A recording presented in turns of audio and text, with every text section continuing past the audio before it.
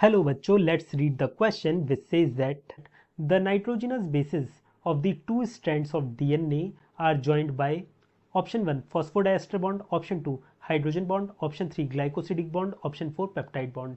यहाँ पर हमें बताना है जो नाइट्रोजनस बेस पाए जाते हैं डीएनए के स्ट्रैंड में वो एक दूसरे से किसके सहारे जुड़े रहते हैं। Here the key concept for this question is structure of DNA. देखिए स्ट्रक्चर जब हम देखते हैं डीएनए का, जैसे डबल हेलिकल मॉडल के थ्रू समझाया था वॉटसन एंड क्रिक ने, वो मॉडल किस तरीके का था, इस तरीके से था। यहां पर न्यूक्लियोटाइड होता था,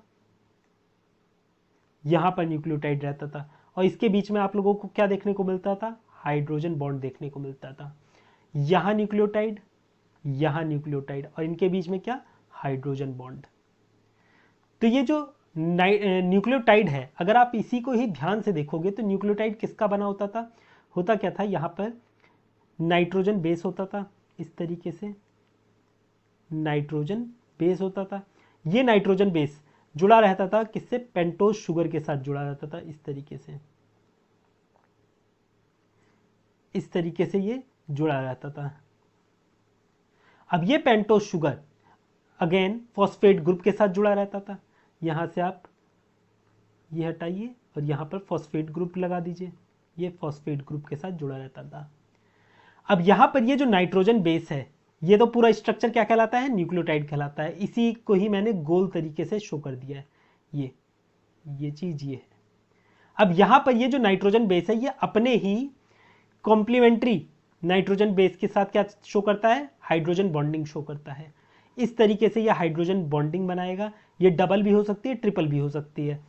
अपने कॉम्प्लीमेंट्री नाइट्रोजन बेस के साथ ये क्या कर लेगा, पेयरिंग शो कर लेगा, इस तरीके से। यहाँ पर अगेन पेंटोज शुगर होगी, और फिर पेंटोज शुगर के बाद यहाँ पर फॉस्फेट ग्रुप होगा, इस तरीके से।